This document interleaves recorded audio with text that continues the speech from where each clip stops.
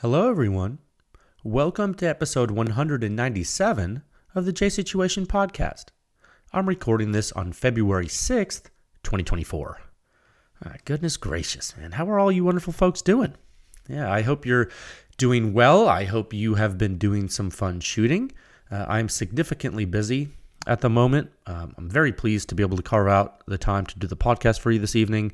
I do really enjoy this. It's actually a little bit of a break for me, so pretty cathartic. I do enjoy doing it, and thanks for listening. It means a lot, you know.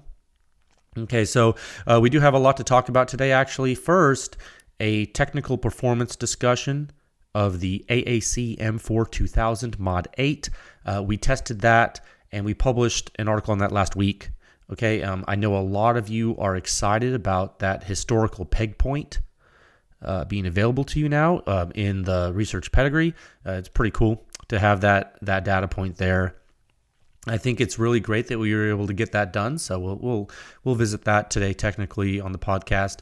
And also, there are two new articles that are live right now. That's right, with the podcast concurrently. The CAT SR. It's a little 22 Rimfire silencer from CAT, from Combat Application Technologies. Super lightweight, super crazy performance actually on multiple hosts. And so there's two articles published for that. It's really just a exciting time in silencers right now, I would say. Okay, so we're going to hit the introductory discussion for that silencer in those two topics as well. So it'll kind of be an AAC and CAT episode today. Okay, we've kind of been hitting this cycle where we go, we'll release some data on the same day as the podcast. We go over it kind of, just in an introductory fashion so you can know that it's there. You go, you read it, you let it percolate, you talk about it with your friends, whatever. And then, the next week we'll go and we'll do a deep dive. And that's kind of the cycle we've been doing lately. So again, you'll have the AAC M4-2000 technical discussion today to follow up the intro discussion we had last week. And then you'll have the CAT SR discussion today just to kind of intro about that silencer, and then next week we'll move into technical discussion for that one. Okay, so we'll keep leapfrogging just like that. All right, okay, should be a good time. So before we get into all of that, though, I would like to speak briefly about our gracious sponsors that make this podcast possible. Although I do like doing this podcast, it of course takes time, and time costs money, and money is provided by these people. The J Situation Podcast is proudly sponsored by Legion Athletics. That's right, because nothing you do, exercise, sports, or anything like that, is worth doing without consistency. It's not. You have to do it all the time if you want to be good at it, right? And so Legion Athletics can help you with that. They have whey protein, pre-workout, post-workout. They do not have everything you need, but they have a significant amount of it, okay? You visit legionathletics.com. There's a link in the show notes. Use code word PewScience. You save 20% off of your first order. You keep using that code. Every time you order from them, you're going to get double loyalty points. You'll end up getting a net 10% off everything going forward if you use that code. I use their stuff every day, okay? Lately, I've been using their immune system booster stuff because I haven't been sleeping, so I don't want to get sick. So that and their magnesium is pretty clutch as well. So I use all their. I'm on their pre-workout right now. It's like pretty late at night. I'm doing a podcast. Do I sound tired? I am, but do I sound tired? Absolutely not. That's the drugs. Get strong. It's important. Legion Athletics. This podcast is also brought to you by Top Gun Range Houston. That's right. If you are in the Houston area, even if you're just visiting, they're worth checking out. In addition to having a 15-lane indoor range, they have the largest firearm rental fleet in the entire state of Texas. You can rent pistols and rifles and shotguns, and you guessed it, machine guns. And you can check out their firearm rental inventory on their website at topgunrange.com. You can rent silencers in there now, too. They have a lot of the silencers that PewScience has tested. They have a lot of the host weapons that we test on. It's just really, you're going to shoot indoors. The signatures are going to be different. However, you're going to get a good feel for them on the gun, which I think is a pretty valuable experience for you. So, if you're in the area, stop on by. Tell Kyle I said hi. He's a nice person. He sells guns. Check him out at topgunrange.com. This podcast is also brought to you by high-end armament technology, Heat, a dealer of exactly that. High-end arms and accessories. They have significant longevity in the machine gun game, the NFA game, significant expertise in the procurement and operation of night vision, thermal optics, and lasers. You know, when I say that all the time. They have significant... I just broke my pen. Oh. R.I.P. Sorry. When I say they have significant longevity in the machine gun game, like when I say significant longevity, like I mean that. Like these guys, they know a thing or two about a thing or two. So if you're looking for something that's hard to find, just call them. Okay, call Robert at High End Arms. Check him out at highendarms.com, on Instagram at High End Arms, and they even have a Facebook page, which is also High End Arms. Hope they can help you folks out if you need it. Okay. This podcast is also brought to you by Silencer Shop. That's right. You can use their kiosk to do your fingerprints and photos electronically. And in turn, you'd cut down on errors, you simplify your silencer purchasing process, you get a money-back guarantee. It's pretty good. No transfer fees, no paperwork errors. Just you and your silencer with no drama. It truly is silencer ownership simplified, and they're the largest distributor of silencers on the planet. So, you know, they don't have everything, but they got a lot of it. So chances are, if you need a silencer, you'd probably find it there. You know, there are exceptions, of course, with anything. And finally, this podcast is brought to you by the Pew Science Laboratory. It's pretty important. I'm the technical director of the lab, and in the interest of public education, the lab sponsors this podcast, and it runs a public research effort which continues to push the silencer industry forward one test at a time. You can visit pewscience.com for the suppression rating. It's the simplest and most accurate hearing safe rating for suppressed small arms, and it is based on objective fact, the true human inner ear response of the entire gunshot from before the combustion takes place all the way until all the combustion is gone out of the weapon system. That's right. Until all the mechanical operation has ceased. And it's all in the free field in accordance with the mill standard. That's correct. And just so happens that doing it right is hard and takes a long time. And so we named it something. It's the home of the Silencer Sound Standard. That's right. There are 7 sections, the most in-depth and accurate silencer data analysis in the entire universe, and it's available to the public 24/7 at pewscience.com. And you can support this podcast. You can support Pew Science. You can support all the public testing we do by joining with a membership at pewscience.com. That is pretty clutch. Helps a lot. You get more data. We get support. We keep doing it. Symbiosis. There's also a donate feature on the review page and podcast page. Every little bit helps. And, if you're not into monthly stuff. And, if you're not into spending money because, times are hard and the economy gets you down. Old J-Pow printing that money. No, something that's free and doesn't cost you anything. You can give the podcast a good 5-star rating on Spotify or iTunes and let folks know that silencers and guns are awesome. Normalize the use of suppressed small arms, and that will help us win the war against the machines eventually, which is really, and I don't say that a lot, but frankly, that is the goal. Whose side are you on? Do you work for Boston Dynamics or do you work for the people? Okay, you need to think about that. That's a good question. 3 topics prepared for you today. Topic 1, Sound Signature Review 6-139. The AAC M4-2000 Mod 8 Unvented. On the standard Mark 18 556 SPR. A historical and prolific silencer. Technical discussion of this white paper that was published last week. It's important, so you need to learn about this so you can understand, how are you going to know where we're going if you didn't know where we were?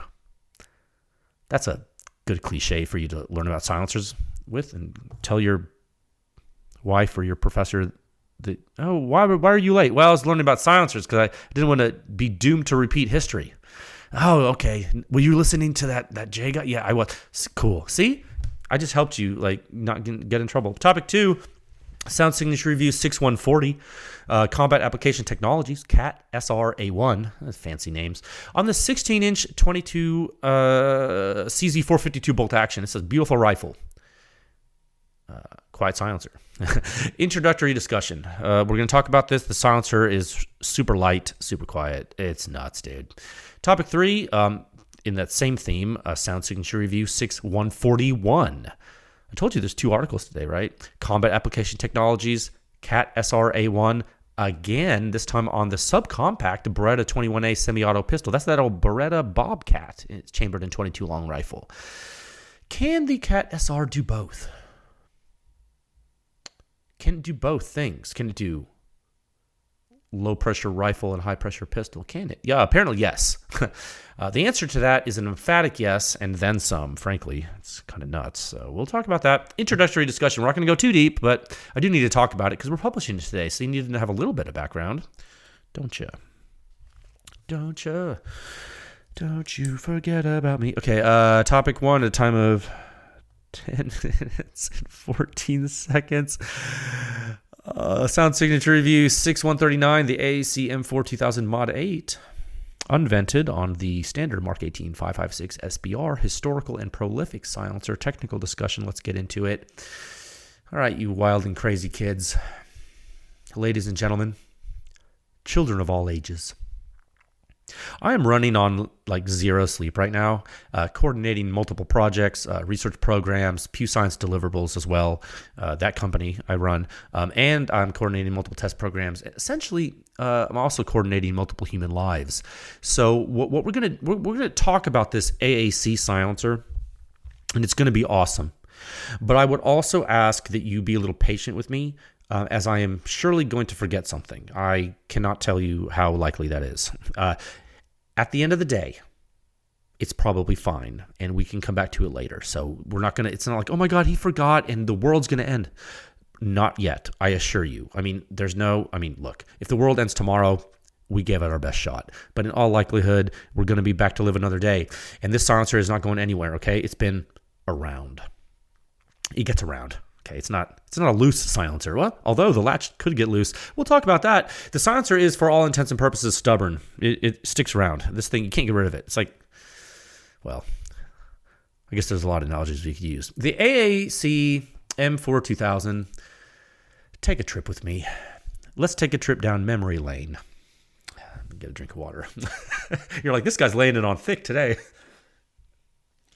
You're lucky I'm even doing a podcast, bro. You don't even know. Remember when AAC was pushing silencers to the general masses in ways that really no one had ever seen before? Remember that? Pepperidge Farm remembers. It was all the rage, dude. It was like, if you got one of those skull and crossbones tattoos and got a free silencer, good for you, I guess, because I was definitely not one of those people to deface my body for a silencer. But I did see you crazy kids do it, and it was a spectacle. AAC was at the top of the game, man. They were like, just if there was a top, they were at it. You know, and you look back on these times, and you ask yourself, well, was everything they were making the best? I mean, was the AAC product line the best? And I would say no. It wasn't. Most certainly not, actually. Not in every category. But did they have some freaking humdingers? Oh man, you bet they did. They had some humdingers. And one of those humdingers grew up to be big and strong. And its name was the M4-2000.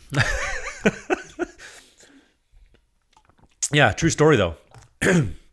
There's a lot of history. Here, and at the risk at the risk of messing up some of the chronology, I'm not going to go like super deep into this. Like, there's some nerds, especially clone nerds, and silencer clone nerds are some of the most crazy nerds. And hey, I'm not making fun of you. Real recognizes real. I'm just telling you that you exist, and I recognize that you're real. So I'm not going to go super deep. You can be a historian and do that, and there's some people on the internet that can certainly talk your ear off about it. Suffice to say, I'll talk about the important things. There are multiple silencer models and multiple versions of those silencer models that fed into the development of the AAC M4-2000, okay? Specifically the AAC M4-2000 Mod 8 that we tested in this study. So really quick, that before I forget, I do want to give a shout out to the folks that supplied the silencer for testing, because this is like brand spanking new silencer that was from the olden times. And it wasn't AAC, of course, that let us use it. It's a company that contributes to the Pew Science effort, Susquehanna Valley Firearms, out of the Northeast there. They have an employee that bought this silencer, and it's his personal silencer. He just bought it, and it's sitting there in limbo, right? They sent it to Pew Science for diagnostic services. We have diagnosed it, and the silencer is sick. It's a joke, right? It's like, it's like, you ever seen that shirt where like someone's flexing their biceps, and they're like, oh man, someone call a vet because these puppies are sick. That's funny.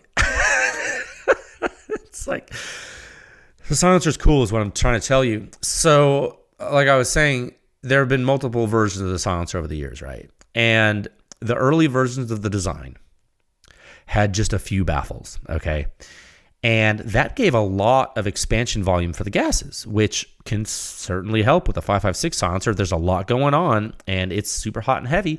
And if you can let that gas expand a lot, you can cool it pretty quickly. And if you do it just right, you might even live to tell about it. So later iterations of the design, they kind of moved away from some of that gigantor expansion volume, and they figured out that you could be a little more efficient and consistent if you put more baffles in it, and if you changed their shape a little bit. And so later iterations of the design, they had more numerous baffles, and the most baffles that were ever added to this specific silencer were 7, and that's how many are in the silencer we tested, at least in the production models. 7 baffles. That's right. That's right. And in the 7 baffle models of the AAC M4-2000, there have actually been some differences within those models too. And I told you, I'm not going super deep. Like, I'm not doing like clone history because I don't care about that, because I'm just not a cloner. I'm not saying cloners are bad.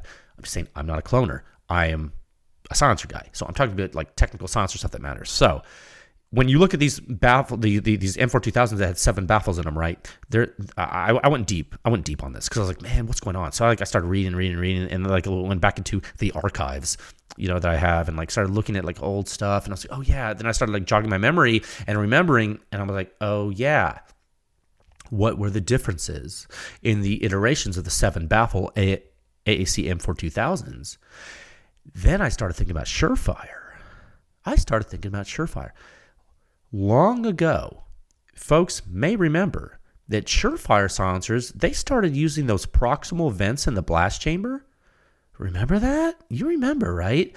So they you put the mount in, and then right behind the prongs of the mount, around the circumference, there were these little vents, okay? And why did Surefire do that? Well, what were they doing? Well, they were trying to lower the blast impulse accumulation near the muzzle. Correct? Don't act like I'm speaking Greek to you. The technical terms and the behavior that I just mentioned to you, it describes altering the alpha state. And you know exactly what I'm talking about. And how cool is it that you already know that? Because it's pretty cool. Because you listen to the podcast. One second. So Surefire was doing that early on. It's like physics. Pretty important. And yes, you can even see that today in the Surefire RC2 series, right? We talked about that many times.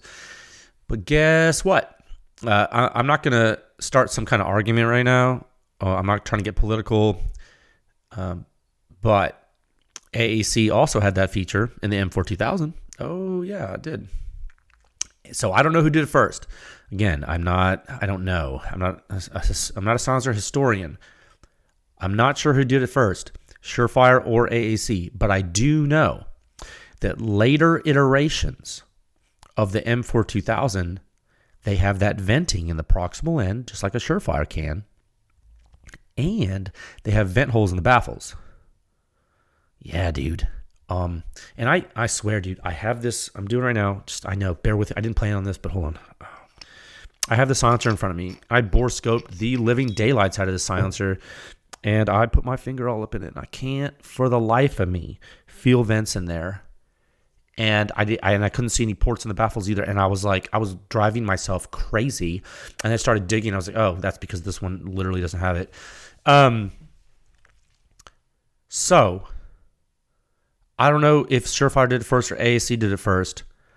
Eventually, they changed this thing, and they added vents in the proximal blast chamber and ports in the baffles. And the version we tested does not have those vents or those ports in the baffles. Okay? Now, the date cutoff for the change was, from what I can tell, most likely around 2013. So about 11 years ago. Okay?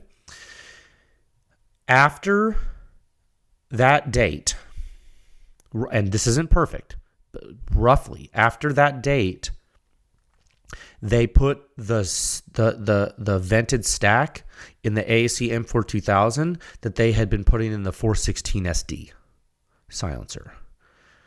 Okay? Stay with. I know I'm going deep. Stay with me. Why am I telling you this? Well, okay, like you're like, oh my God, I thought we were going to have a technical discussion. Why am I telling you this even before we get into the technical discussion? I'm telling you this for two reasons. First reason, the vents change the silencer's back pressure, as you well know, because you follow Pew Science. You already know that. And we're going to be talking about the back pressure today, of course. Spoiler alert, the silencer we tested has super high back pressure. Oh my God, that's so weird. Crazy, I know. Second reason, we've seen photos, and I know this is weird. We've seen photos of the M4-2000 cores that the new AAC, because remember, the Advanced Armament Corporation's gone. They're gone. It's now like Advanced Armament Company. It's owned by a different holding company. It's not even owned by Remy. It's like, remember, I told you this in the intro discussion, like last episode. AAC was owned by a guy. They did some stuff. It was awesome. He sold it to Remington, or people who owned Remington. They did some stuff. It didn't work out. Sold again. People who own PSA own AAC. Okay. So it's not the same AAC as before. They still have the IP. What I'm telling you is I saw photographs of the M4-2000 cores that the current real AAC now is making for whoever they're making them for. I don't care. I don't know. I'm just talking about photos I've seen publicly. They're on the internet. Those stacks are not vented. Oh, that's right. The stacks are not vented. They literally showed old vented stacks being pulled out and these new unvented stacks being put in. Okay, so that's going backward in technology. I'm being very objective right now, and I'm telling you why this is important. Regardless if those new stacks are the same as the old ones with no vents, or maybe they're just new stacks with no vents, I don't care. They don't have vents. That's it's very important. So the high back pressure of the system we tested should actually be relevant to folks who are getting even newer M4-2000s, which is interesting.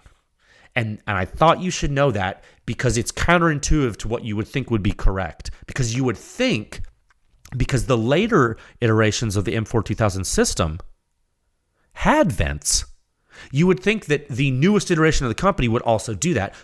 And you know what? They could be doing it. And maybe the picture I saw that they posted was like some kind of like crazy like alternate dimension and not like completely irrelevant. But to me, it was posted by them publicly. Currently, I have it, saved it, thought it was interesting. I was like, why would you do that? I don't know. Okay? But I'm telling you, if it doesn't have vents, it's going to behave like the one in the article. Okay? So, to recap, 7 baffles, not vented, high back pressure. Baffle cores in Inconel alloy. Baffles are fluted. Baffles are fully welded together. Entire baffle stack is stuffed into a stainless steel tube. Durable silencer. Okay, frankly, really well made. Extremely durable. High performance. Not a lot of folks were doing that back then, the way this was made. I'm not saying no one was, but I'm saying a lot of folks were not. It was a solid system back in the day. Really was, dude. It's a big deal.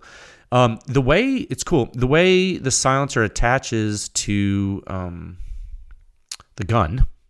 So you have a couple choices. You can get a flash hider or a muzzle brake, and they are ratchet tooth mounts. It's interesting. The one that I have with this, it is a 51 tooth flash hider. It's actually called the blackout flash hider. The term blackout that you hear about with 300 blackout, that was from AAC. That trademark. They started calling things blackout. It was like their like whole, marketing thing. It was like, let's make things quiet and like not flashy. And so they called the flash hider the blackout flash hider. They called the muzzle brake the breakout. It's just, it's marketing, dude. It's cool. It was cool though. Like that's cool names. Cool names. They look cool. Seemed to work well. So this one had 51 teeth. The original versions of this had like 18 teeth. And the way this works is you have a really, really coarse Acme thread. And then, in front of this, these ratchet teeth on the mount. And you put the silencer on there, you screw it on the Acme thread, and there's a little ratcheting lever on the silencer itself that falls into the little teeth until you're real, real tight. And then you stop and it locks it and you're like, yay. And if you want to like loosen it, you depress the latch, it cams up and you unscrew it. And if it's not carbon locked, which it probably is, and yeah, you can get it off. Now, the newer, so they went 18 teeth and you need more teeth for like better locking resolution. So they add 51. And then like the newer AAC stuff, I think they went to like 90 something teeth, whatever, dude. It's a tooth thing.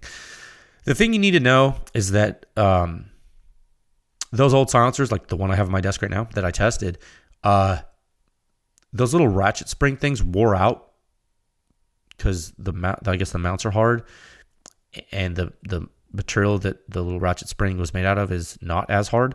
And so those wore out and got loose. So you had to like replace that or like, one thing people used to do to make it last longer was like when you were putting the silencer on the gun, you would depress that latch before you turned it so that you could let it tighten without it click, click, click, click, click. So you miss out on your fun click time, but you prolong the life of the mechanical operation because you're not wearing it every time you're taking it on and off. So that's just some weird esoteric silencer trivia for you, but it's real. And a lot of you listening remember that because you're still doing it. So now that you know a bunch of weird stuff about the silencer that you may or may not ever remember again, they also supposedly used the silencer to shoot Bin Laden in the face. So I bet you the silencer they used to shoot him in the face was vented. So if you're a cloner, your worldview may crumble when you learn that. I'm sorry that I don't have that data for you, but maybe someday. Okay. I bought the AAC M4-2000 because Jay said, but he didn't test the one that they shot him in the face with. That's not clone correct, brother. I don't know what that means. That's enough information. Let's look at the data. Talk about the performance. Bottom line up front. Oh, that's what I'll do. So, hey, if you're new to this, pull up pewscience.com, go to the reviews, pull up 6.139, 6.139. That's the article on the silencer. I have the member review pulled up. I'm going to walk through it. You can look at the free review if you want. I'm not going to leave you behind, I promise, okay? It's just good. If you're at your computer drinking some bourbon and hanging out, I'm glad to have you. Okay, if you're driving, just be responsible. Don't look at your phone. Bottom line up front, 34.7 muzzle suppression rating on the standard 5.56 Mark 18 SBR, 20.5 at the shooter's ear. Okay, that brings us to an overall composite suppression rating of 35.0 flat. It's wild, right? Not too shabby for a super old silencer. Not too shabby for any silencer, really. I thought it was pretty good. I thought this thing did really good. And you know what's really crazy? When we were shooting it, like, people are like, damn, man, that sounds good. I was like, I know. It does sound good. I forgot how good they sound. Yeah. You know what I thought of? Oh, man, I just thought of this. Remember when AAC was kind of like poking fun at Surefire in the magazine ad? Remember?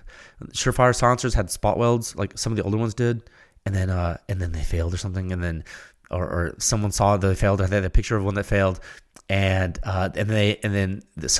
AAC put like a cutaway of a busted up, spot welded, broken Surefire can in a magazine article, and then right next to it, AAC put like a pretty cutaway of like a fully welded Inconel, like robot welded Inconel core AAC rival silencer on it, and like on the article or on the ad, it was like strength. It means durability.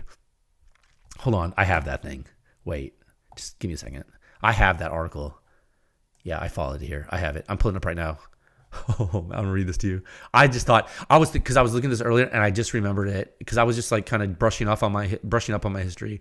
I just thought this was like hilarious. If you were around back then, it was hilarious.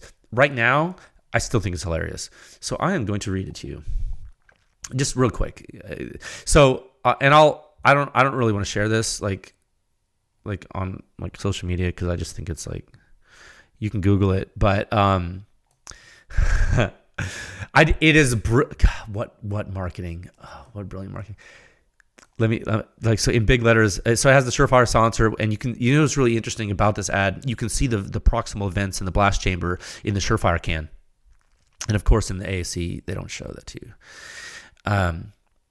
And so they have the Surefire silencer on the left and the AAC silencer on the right. The cutaway, clearly looking, old and broken versus new and advanced, and then it says strength means durability, and then it has a paragraph that says advanced technology yields advanced results. Advanced Armament Corporation sound suppressors employ 360-degree circumferential fusion welds to achieve maximum strength and durability. Most manufacturers do not.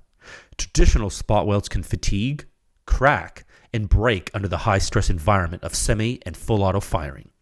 AAC's automated robots weld an extremely precise, incredibly strong core. Rely on the strongest. Depend on the best. Choose Advanced Armament Corporation. Oh, man. And you see that, and it has the skull and crossbones and advancedarmament.com, and you're like, oh, my God, they're the best. And it's like, no, go team. It's like rah. That is, dude, this was I'm telling you, if you were not into silencers, you missed it. This was I know you think that Dead Air is a big company. I know they are. They make a lot of silencers. Whatever, dude. It's nothing. Nothing was like this. I'm telling you, dude, you do not understand. You do not understand how crazy this was. Like when this ad came in this magazine, and yes, magazine, and people saw that, and then the shit that hit the fan. Oh, I'm gonna have to edit that out. No, maybe I won't. It hit the fan, dude. Maybe there were lawsuits. I don't care, but I'm talking about essentially the culture and the environment of silencer industry marketing that was afoot at that time in history was so palpable and raw that if it were not for this brand and the way it behaved, there would be both good and bad to come later. Meaning that the influence was so strong that, in my opinion, the very fact that this ad it existed, it is representative of an era. Okay, and I know I'm like being a little dramatic right now because this is dramatic, and the history is dramatic, and the silencer industry is dramatic, and that's just how it was, and how now, because it was like that, it will always be, because the personalities are strong, because they're metal tubes and they're controversial, just like flashlights. Okay, with mystery comes controversy. Okay, so I know I went a lot longer than I wanted, but now I just took you back down memory lane. I'm sure a lot of you are like cringing and upset. Some of you are excited and nostalgic. Some of you are like, what is this guy talking about? There's something for everyone on this podcast. Back to the article. Now, I'm going to be frank with you. 1 second. I'm going to be frank with you. And I think I've earned this, and I think you've earned this. You're going to open this article. You're going to scroll down past the pretty words and the scary table. And you're just going to scroll down to the first couple graphs here.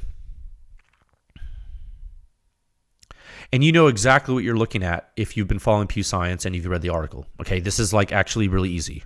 This is Mickey Mouse. Old hat for many of you, a lot of you. But that's okay. I'm talking to the new people, and I'm giving a refresher to the old hats, okay? Like let's talk tactical. Let's go through this so there's no ambiguity. We're going to go through it like we do every time, Okay, let's look at the fingerprint. Figure 1, Figure 1A, Figure 1B. Pressure in the free field. Right away, without even going any further, without even looking at the dang numbers in the charts, you know in your heart that this silencer is exhibiting high-performance muzzle suppression. There's no ifs, ands, or buts about it. And you know that because of the way it is. We can honestly say that. I know it's a meme. It's hilarious because it's true in this case.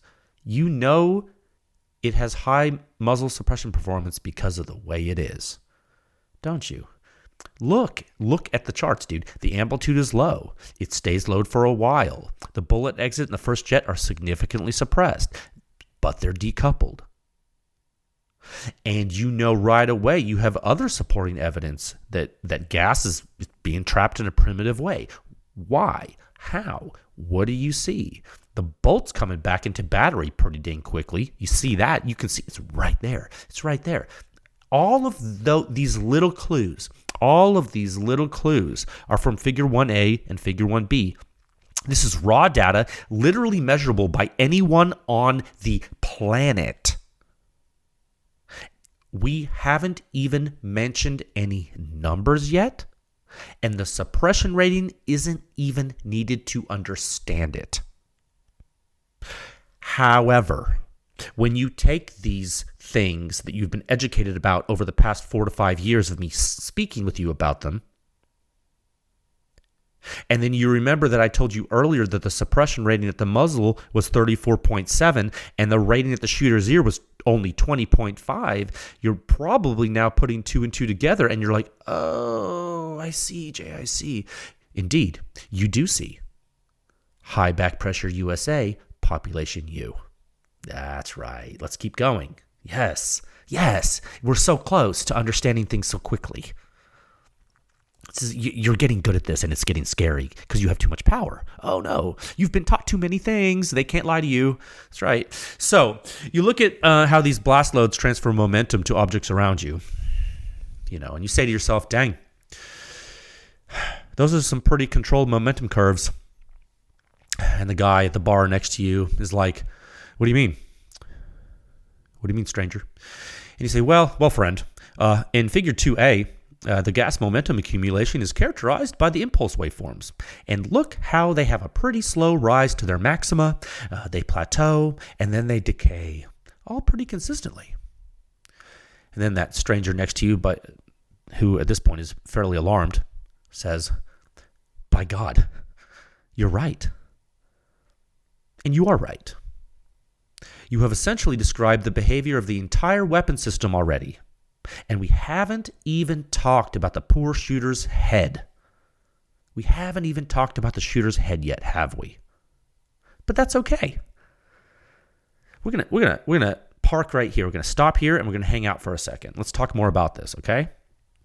So remember, folks, you have seen a lot of Mark 18 data.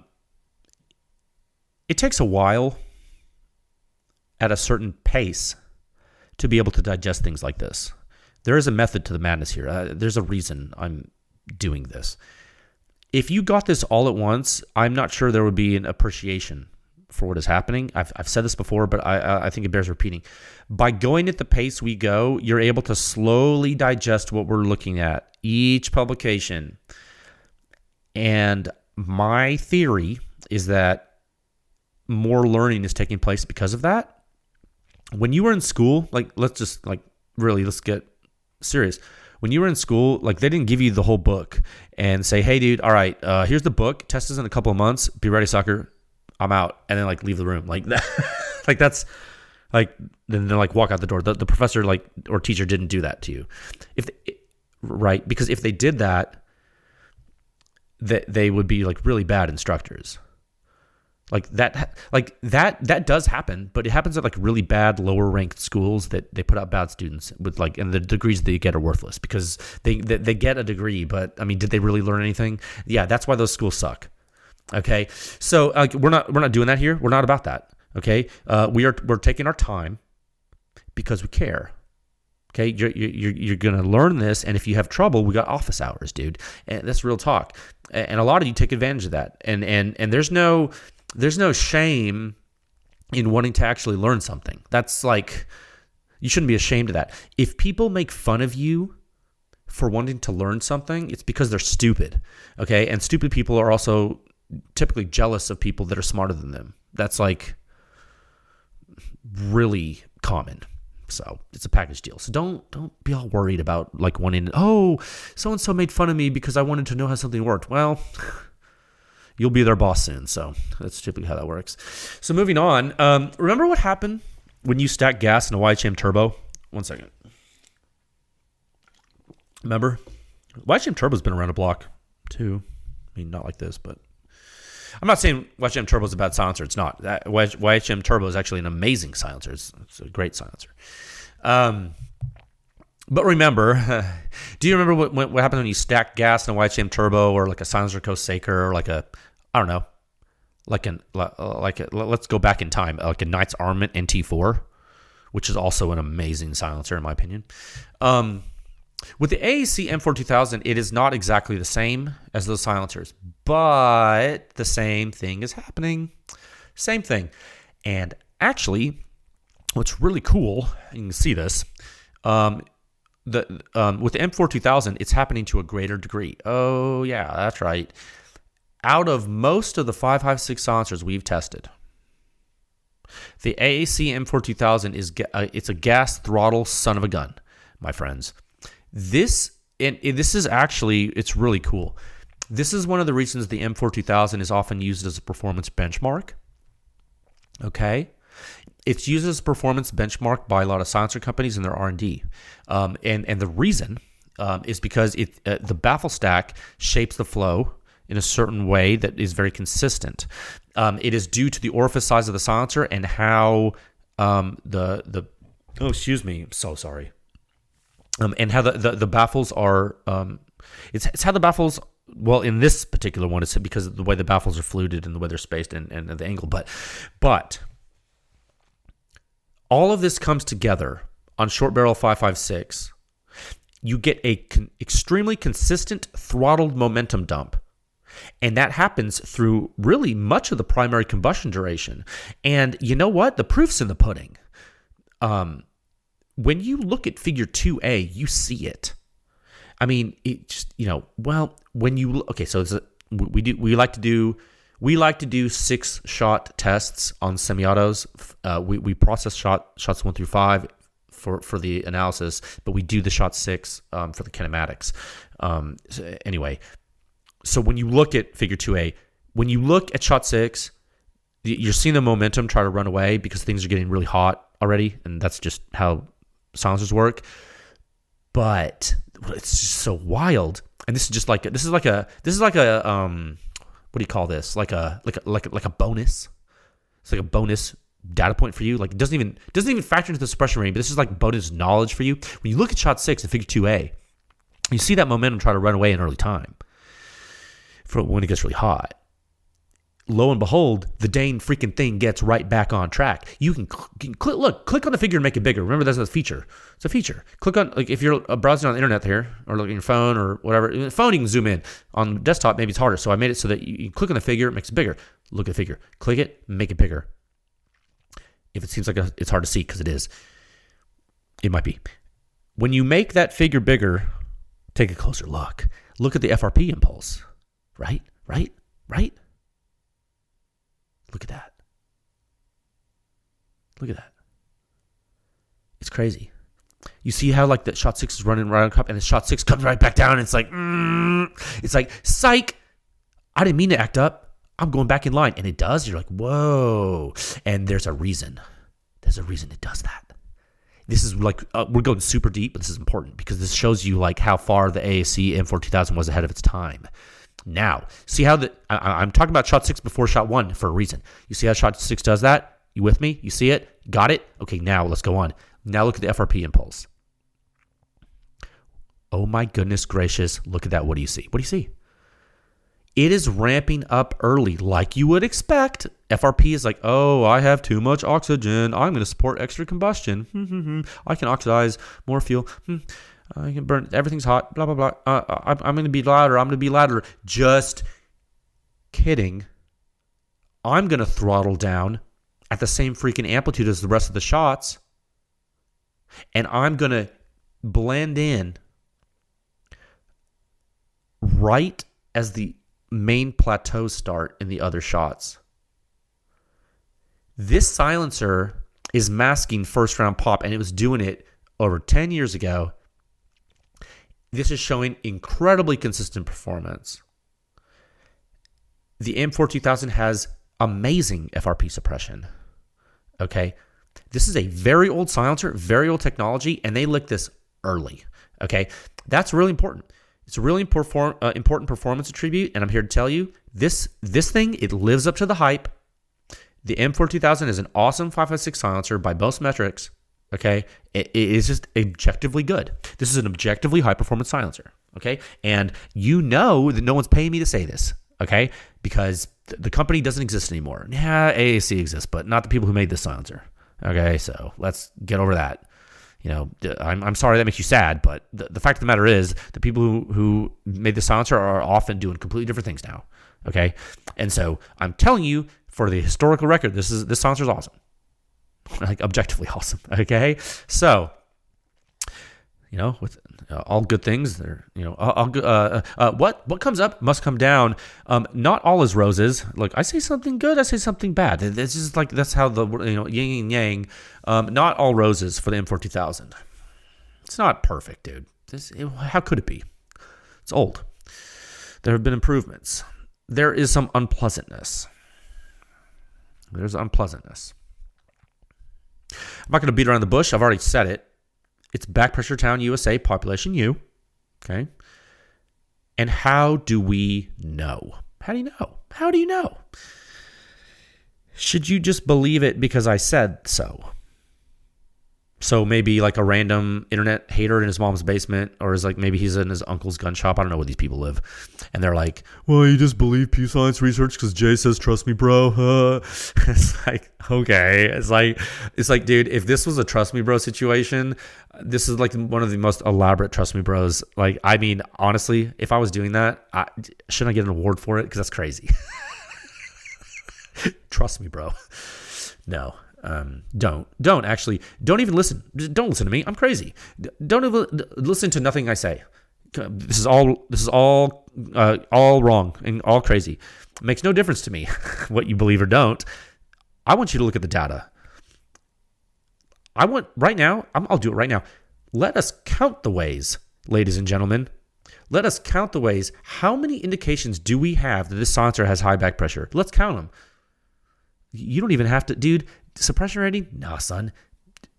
Don't even look at that. Don't even look at that. Don't even listen to words I'm saying. Look at the data. Let's count the ways. 1. We already talked about it. Decoupled initial pulse and significant gas throttling. That's 1. 2. Fast return of the carrier group to battery. 3. High omega. Objectively, low rate of impulse accumulation.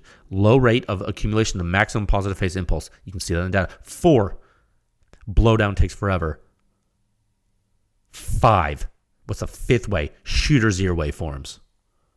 Oh no, he just made us look behind a paywall. Oh, it's so hard and expensive. Oh, I have to pay $7. Oh my God. I can't afford it. I can only afford machine guns, and I want to know if my silencer's full auto rated, but $7 is too expensive. Oh my God. Jay's just, he's a liar. Okay, well, ignore number 5, and you have 4 out of 5 indications in the free article. And then you know what? You get number 5 back for free because the suppression rate in the shooter's ear confirms it. That's pretty fair. So for the 5th thing, yeah, if you're a member and you really want to know if this is real or not, look at the member article. And I'm not going to tell everyone in the world that doesn't support this research everything for free, but I will just say this publicly. Are the pressure and impulse waveforms at the shooter's ear behaving in an odd way? Yes, they are. Why? Well, it's because the gas momentum's so high at your face that you can literally feel the pressure pulses on your cheeks. That's right, ejection port blast in your mouth. You hungry? Doesn't matter because you're going to eat pressure. Yeah.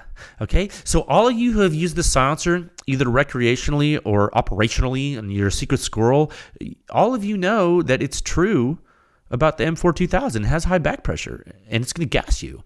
And now you have test data and analysis to show you what you've known for over a decade. So there you go. Hope it's helpful. Okay. It's real. It's real. And you know what? Pew Science is not the first person to show you that the silencer's gassy. It's just the first person to quantify it objectively in the public domain with actual high-fidelity test data. That's right. So let's wrap it up. Let's wrap it up, as they say. Silencer's great, dude. You're like, oh my God, he's a hater. He's thrashing. No, silencer's great. Okay? You can't be all things to all people. I'm telling you, Silencer's a great silencer. High performance, historic, pivotal, copied, idolized, benchmarked, looks cool. It's black. Has a cool Claymore Mine type engraving. It says front toward enemy on it, dude. That's all. How cool is that? So cool. It's a good silencer. It looks fantastic. It's made well. Yes, it has high back pressure. But back then, dude, they didn't know what they were doing with back pressure. No one understood. You know what they thought back then? They thought that the blast chamber, they're like, oh, just make the blast chamber bigger. That kind of works sometimes for a reason they didn't understand. They didn't know what to do. They weren't thinking about shock dynamics. They don't know how that works. In fact, the designers of the silencer, they also made the silencer for the Scar. And guess what, dude? It broke the Scar. And guess why? The alpha was way too freaking high. And guess how they had to solve it, dude? They literally drilled holes in the blast chamber of that Scar 8 silencer by AAC to vent to atmosphere. They drilled holes in the blast chamber to atmosphere. Guess how quiet that was? What happens when you let gas out of the blast chamber where the first expansion is occurring from muzzle blast? What happens when you let blast into the atmosphere? Well, you're not silencing it. Oh no, we didn't understand shock physics, so we broke a Scar. Tale as old as time. Literally. You know? So you see, friends, making silencers hard. It's hard. It's hard to make silencers. And in over a decade, it remains hard. It remains rocket science. It's not easy to do it right. But dang, did this silencer do well for the time. It's a good product. And it's only just recently that people are really starting to figure stuff out. There's still brand new silencers coming out that learned nothing from the M4-2000. And they're still high back pressure. And they're quiet, but they're still high back pressure. But they're not even different at all from the M4-2000. And you all know, you look at the freaking rankings, dude. This isn't like silencers didn't all of a sudden like look like the M4-2000 inside like by accident. This is old. And it does really well. And it's a great product. And there's new silencers that have old technology that do really well, and they're also great products. And some of those silencers have super high back pressure. And as long as you know what you're getting, then you're not going to be disappointed. But now you know, and knowing is important. Okay.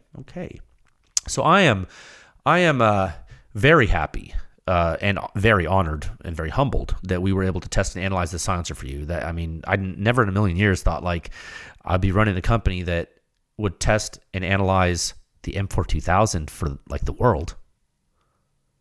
Like I was around when the silencer came out. And I was like, that's a cool silencer. Whoa, that's awesome.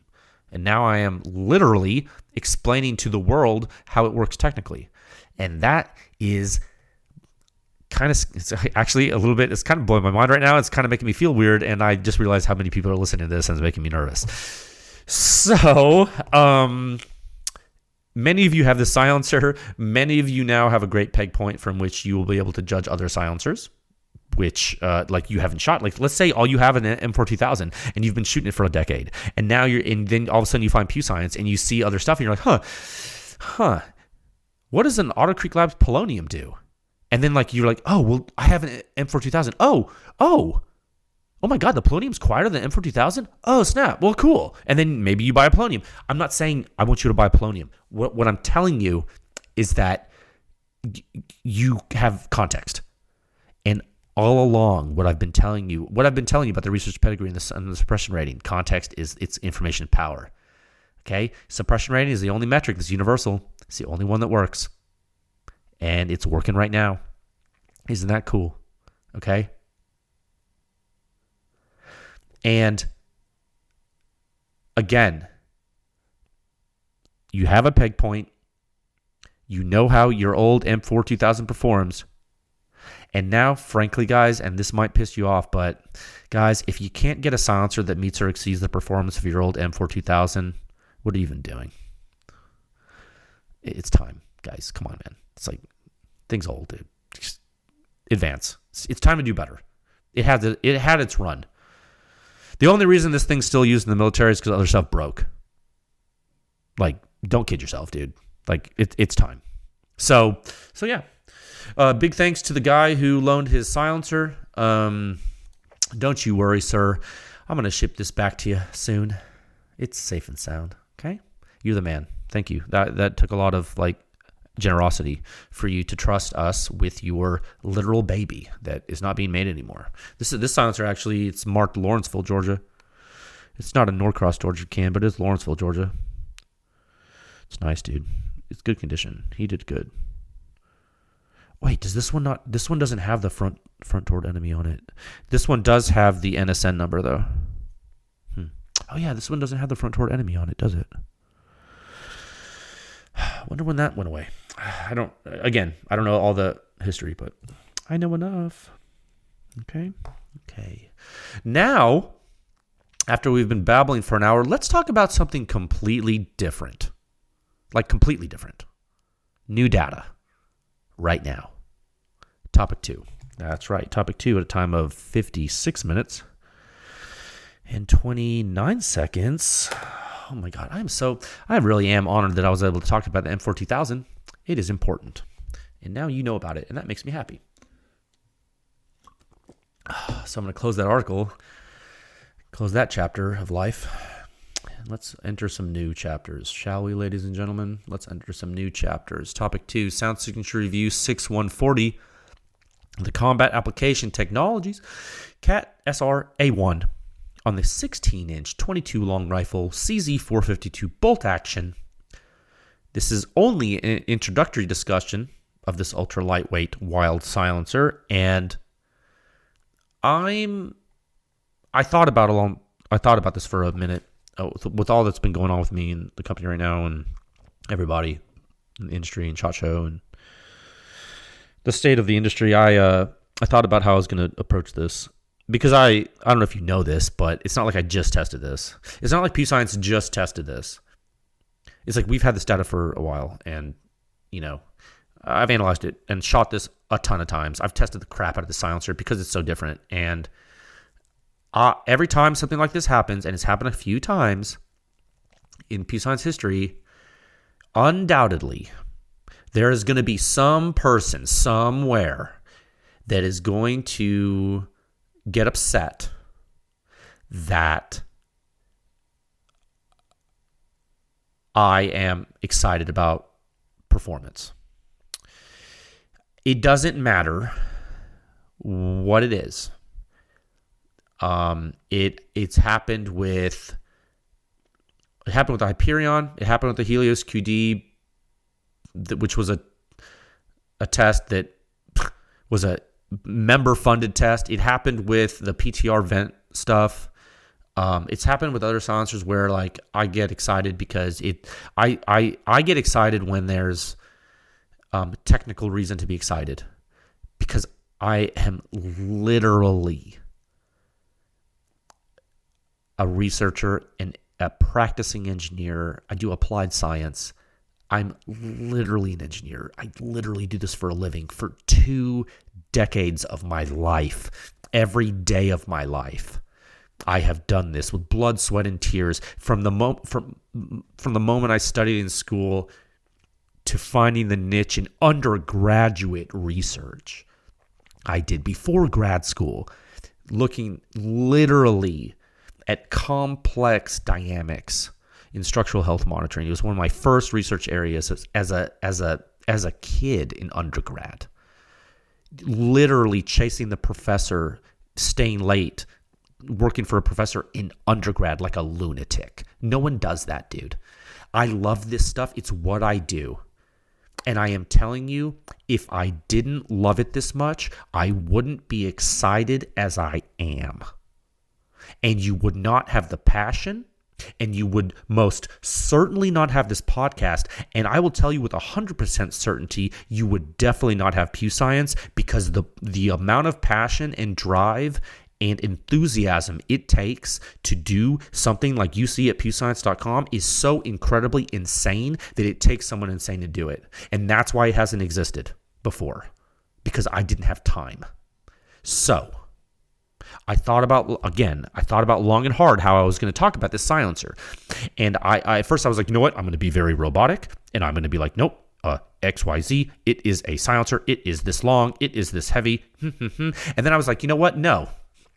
How about I don't owe you an apology for anything, and I'm going to talk like a real person. And if you don't like it, stop listening to the podcast, never go to the website, and don't learn about silencers because we don't need you. There comes a time, I am telling you right now, and if you don't like this, dude, I'm past the point of caring about what you think. Believe me, I've heard it all, I've seen it all, I don't care. I am going to tell you something right now, and never forget this. I don't care if you like me or not. Never forget this. There comes a time in every silencer enthusiast's life when he can't hide their excitement for a silencer's performance. I don't care who you are. I don't care where you work. You're not going to be able to hide your excitement. And how do I know? It's because it happens to me. And if it happens to me, there's no possible way I'm going to be able to hide it, dude. That's not how I'm built. I'm not that type of person. Again, some people don't like that I'm a human person.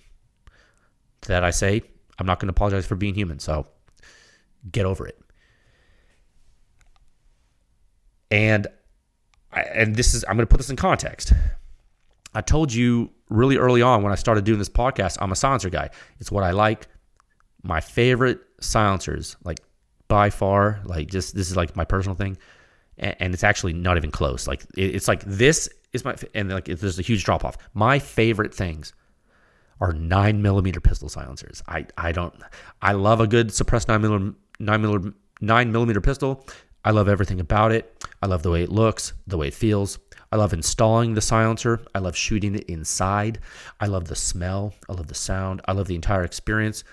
If I could sell my entire collection, stop Pew Science, end the research, and just go off to the sunset, like never talk to anyone again about any of this, and I could just have one gun and one silencer, it would be a 9mm pistol and a silencer with it for it. That's it.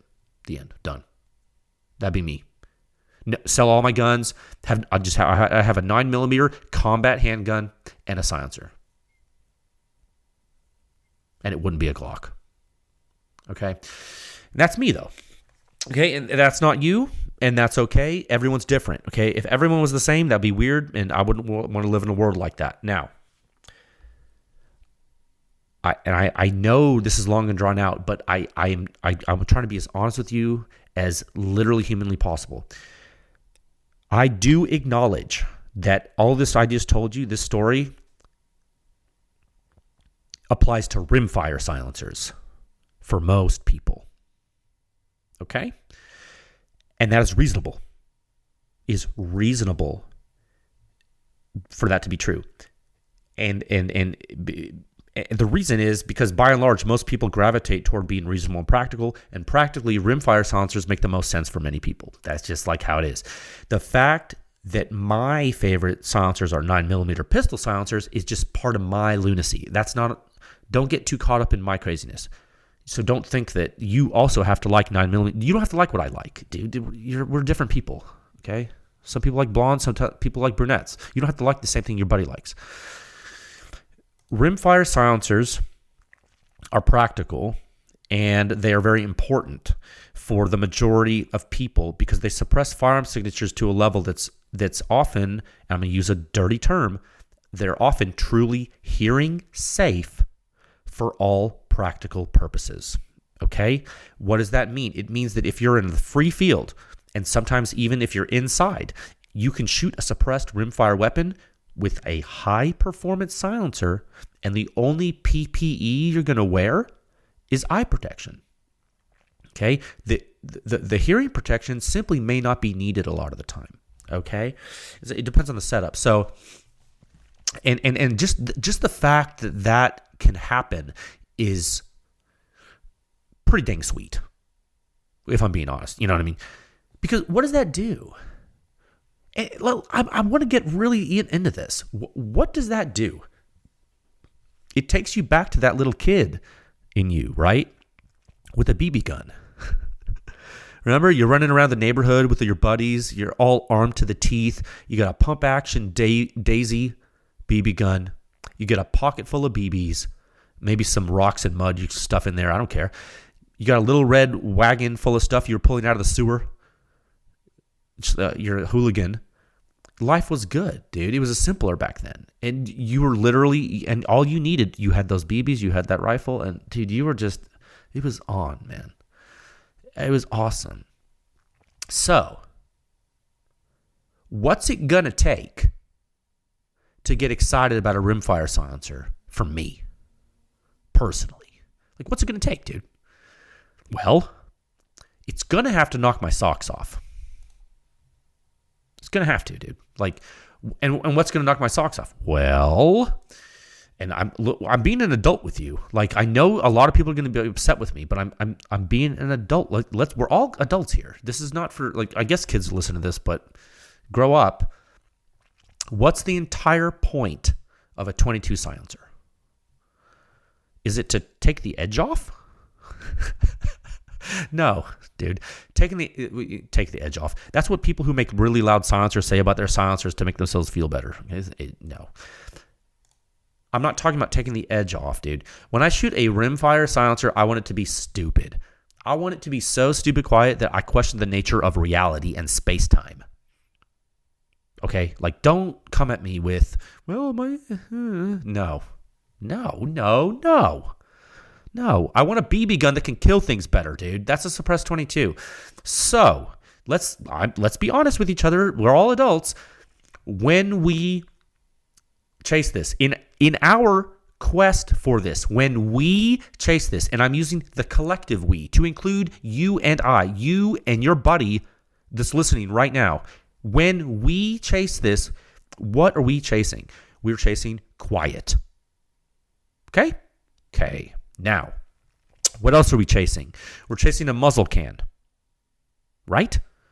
And for you folks new to silencers, what that means, we're chasing a silencer that attaches to a muzzle of a normal gun. We're not chasing integrals or some special weapon with I'm going to port the barrel. No, dude. No. We're chasing a muzzle can that we can then take and put on any host we want to make that host awesome. I'm being real with you. That is the silencer guy quest or girl, whatever, 2023 or 2024, whatever. That's the silencer person quest. Find your silencer, then find your gun.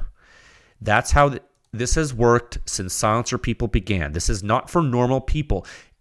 But if you're a normal person, that is what the Cat SR is going to help you become. This is a silencer that you want to put on different guns just to see what happens. I took like half an hour. I don't know how long I've been talking to you. I took half an hour or 10 minutes or whatever. I know that took a long time to say, but this I slept on this. I wanted to know how am I going to describe the silencer to you? This is a silencer for a silencer person. Now, we put it on the bolt action rifle, and yes, go look at the suppression rating. It's ridiculous. Fine. It's not just a little quieter, guys. It's a lot quiet. It's quiet, dude. It weighs 2.8 ounces. It's not normal. Okay, look. All of this long discussion I just gave you, there is a reason. Go look at the article. Okay, it's live right now. I want you to listen to what I said. In context, I want you to go read the article, review 140, okay? It's live right now. Then I want you to go look at the next one. Yes. And that is where the pay dirt really happens. That's why I'm publishing both at once, because you need that to understand the gravity. Anybody nowadays can make a really quiet 22 silencer on a bolt gun. I promise. I want you to look what happens on a pistol in topic 3. Okay, topic 3 at a time of 1 hour, 10 minutes, and 14 seconds. Okay, I know I'm being dramatic. That's on purpose because I'm passionate. I want you to understand my excitement. That's the only way I know how is to verbalize it. Say what you want. Topic 3, Sound Signature Review 6141, Combat Application Technologies CAT SRA1 on the subcompact Beretta 21A semi-automatic 22 pistol. I have my thing. I'm sorry. I got this stuffy nose. I apologize. In the topic, I'm gonna write, can the CAT SR do both? Can it do both? I've been hinting at this. When I did the Oculus, I show both configurations. Show that resilient suppressor is Jesse's girl. I hinted. I told you that Jesse's girl was special because it could do both. It could. It does. It does. Now look at this one. Everything exists with everything else. There is no vacuum. So this is an introductory discussion of this article, and I know the last topic was an introductory discussion of philosophy, but there's only one way to tell you about this that I know of. So here we are in this topic with the CAT SR. I'm talking about the CAT SR now. Didn't talk about it much yet. So the Beretta 21A subcompact semi-automatic pistol. Very short barrel. Reciprocating slide. That means that when you shoot it, the slide moves back and forth. Okay, so what happens when you change from a 16-inch long bolt-action rifle with subsonic ammunition and you move to a tiny, tiny pocket pistol? What happens? When you know it's blowback operated, it's a dang 22. This isn't an MP7. This is one of the simplest mechanical actions ever made. What happens when you move from a bolt action to a Beretta 21A Bobcat?